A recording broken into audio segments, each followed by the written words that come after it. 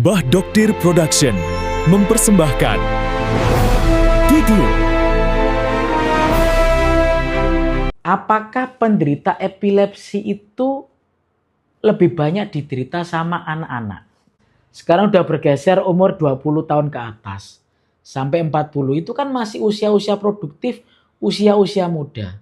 Kalau pasien epilepsi umur anak-anak ya kurang dari 1 tahun, itu kemungkinan hubungannya dengan faktor genetik, cacat lahir, atau cedera saat persalinan.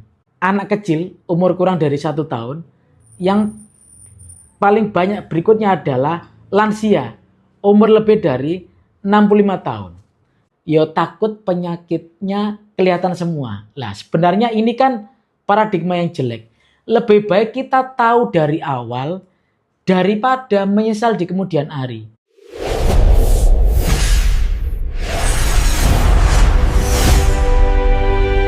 Dulur Mbah Doktir, jumpa lagi dengan channel YouTube Mbah Doktir.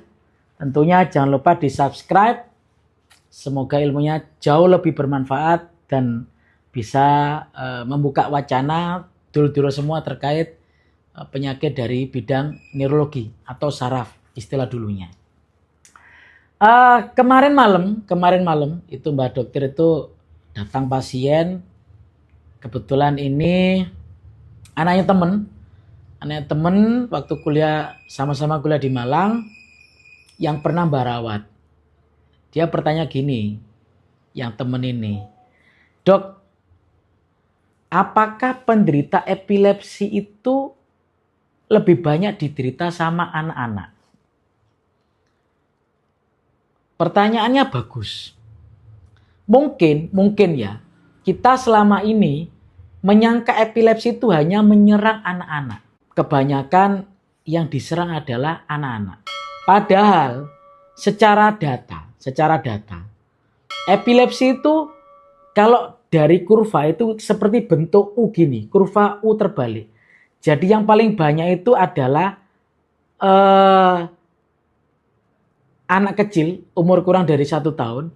Yang paling banyak berikutnya adalah lansia umur lebih dari 65 tahun. Itu secara data demografi.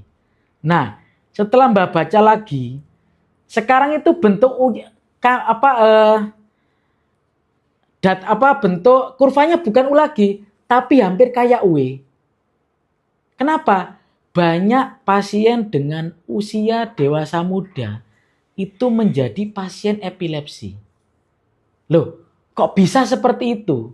Jadi gini, kalau pasien epilepsi umur anak-anak ya kurang dari 1 tahun, itu kemungkinan hubungannya dengan faktor genetik, cacat lahir, atau cedera saat persalinan. Lah, kalau lansia bisa oleh karena penyakit degeneratif seperti stroke, demensia, atau tumor otak. Nah, data terbaru karena semakin majunya proses kedokteran, terus dunia digital imaging.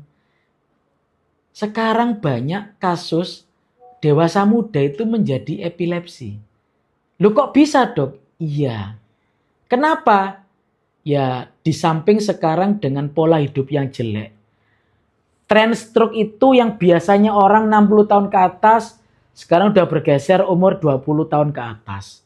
Sampai 40 itu kan masih usia-usia produktif, usia-usia muda. Dan orang kalau sudah kena stroke, kemudian stroke berikutnya, tidak menutup kemungkinan terjadi gangguan di otak yang menyebabkan gejala epilepsi. Apakah hanya stroke, Dok? Bukan. Ada pasien dengan diabetes. Gulanya tinggi terus karena lifestyle-nya jelek kan, ngopi tiap hari manis-manisan, kemudian makan nggak teratur, akhirnya apa? Jatuh pada kondisi diabetes, di mana dia masih seneng untuk mengkonsumsi makanan yang ngawur, tapi nggak mau check up. Kemarin waktu reuni, waktu kita halal bihalal SMA itu, saya diceritain salah satu teman. Mbah, opo? Iki lho ana kaya sampean sing gawani check up. Kenapa? Ya takut penyakitnya kelihatan semua. Lah sebenarnya ini kan paradigma yang jelek. Lebih baik kita tahu dari awal daripada menyesal di kemudian hari. Ingat, yang namanya penyesalan itu adanya pasti di akhir. Nek di depan jenengi pendaftaran, Rek. Nah, jadi sekarang tren pasien epilepsi itu bukan didominasi justru orang anak-anak atau orang tua, tapi sekarang yang naik trennya adalah dewasa muda. Jadi ini yang kemarin Mbak bahas dan diskusikan sama temen.